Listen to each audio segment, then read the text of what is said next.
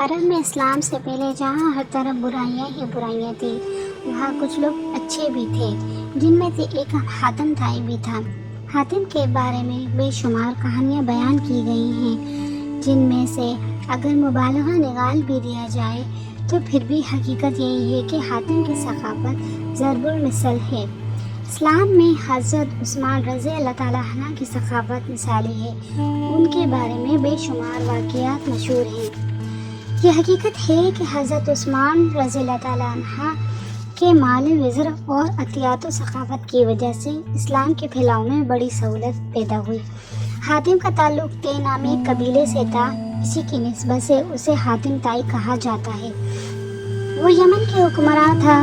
یمن کا علاقہ عرب سے جڑا ہوا تھا۔ عرب پہ ان دنوں نوفل نامی بادشاہ کی حکومت تھی۔ وہ حاتم کی ثقافت اور علاقے میں مقبولیت سے بہت پریشان تھا۔ اس کی ثقافت سے محض یمن کے لوگ ہی فائدہ نہیں اٹھاتے تھے، بلکہ اس تک پہنچ جانے والا ہر شخص اس کی ثقافت سے فائدہ اٹھا سکتا تھا۔ بہت سے لوگ تو محض اس کا امتحان لینے ہی اس کے پاس چلے جاتے تھے، اور وہ ہمیشہ ہر امتحان میں کامیاب ہوا۔ ایک مرتبہ کسی کو معلوم ہوا کہ حاتم طائی کے ذاتی استعمال کا گھوڑا بہت قیمتی ہے، کیوں نہ وہ حاصل کیا جائے۔ چنانچہ اس شخص نے اس کا امتحان لینے پہنچ گیا۔ حاتم اس روز شکار کرنے کے لیے نکلا ہوا تھا۔ اتفاق سے اس روز اسے شکار بھی نہیں ملا۔ جب وہ واپس پہنچا تو اسے معلوم ہوا کہ کوئی مہمان اس کا انتظار کر رہا ہے، تو اس نے اپنے ملازمین سے کھانا تیار کرنے کا حکم دیا۔ ایک ملازم نے کہا، سرکار، آج کھانے میں گوشت کا سالن نہیں بن سکے گا کیونکہ تازہ گوشت نہیں ہے۔ حاتم کی غیرت اس بات کو گوارا نہیں کر سکتی تھی کہ اس کے دسترخوان پر مہمان کے لیے گوشت کا سالن بھی نہ ہو۔ اس نے کہا، آج ہمارا محبوب گھوڑا ہی ذبح کر کے پکا لیا جائے۔ یہ فیصلہ ہوئے اسے شدید دکھ بھی ہو رہا تھا، مگر اسے سوا کوئی چارہ بھی تو نہ تھا۔ کھانا تیار ہوا۔ حاتم نے اپنے مہمان کی تواضع میں کوئی کسر نہ چھوڑی تھی۔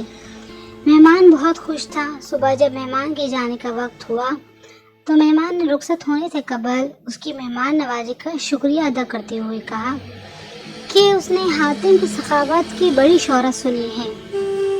اگر وہ اپنی پسندیدہ گھوڑا بھی اسے عنایت کر دے تو بڑی بات ہوگی۔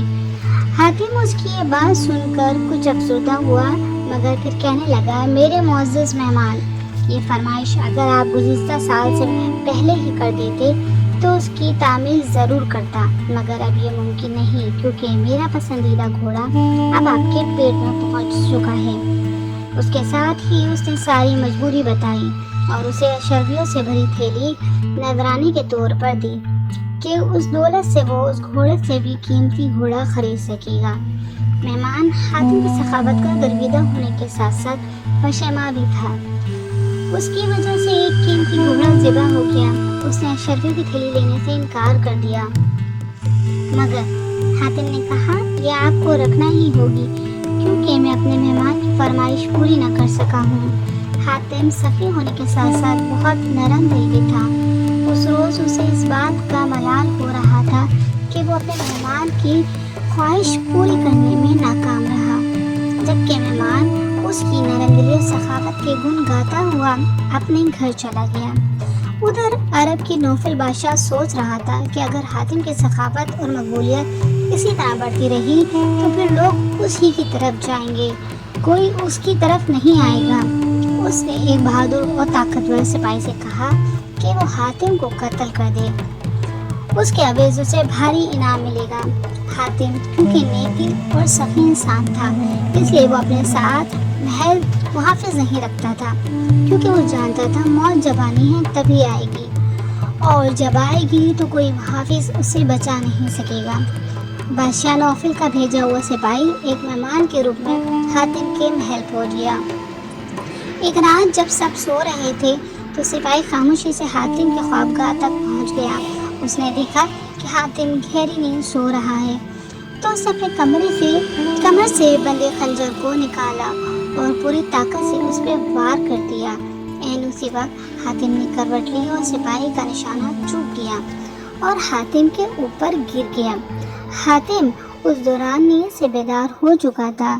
اس نے اپنے مہمان سپاہی کو قابو کر لیا، اس سے پوچھا کہ اس نے ایسا کیوں کیا، کیا اس کی مہمان نوازی میں کوئی کمی رہ گئی تھی؟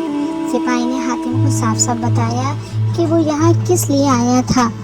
حاتم نے اسے کہا کہ مجھے قتل کر کے اگر تمہیں دولت ملتی ہے تو فوراً قتل کر دے، اس سے پہلے کہ میرے ملازم آ جائیں مجھے مار سکتے ہو تو مزاحمت نہیں کروں گا۔ سپاہی سمجھ رہا تھا کہ اب اس کی موت آ گئی ہے، کیونکہ حاتم کی پکڑ سے اس کا نکل جانا ممکن نہیں ہے۔ حاتم کا یہ رویہ دیکھ کر سپاہی کہنے لگا، حضور مجھے معاف کر دیں، مجھ سے بہت بڑی غلطی ہوئی ہے، میں توبہ کرتا ہوں کہ آئندہ سے ہمیشہ آپ کا وفادار رہوں گا۔ حاتم نہ صرف اسے معاف کر دیا بلکہ اشرفیوں سے بھری تھیلی بھی دی، کیونکہ اسے یہ گوارا نہ تھا کہ اس کا مہمان اس کے گھر سے خالی ہاتھ جائے۔ جزاک اللہ۔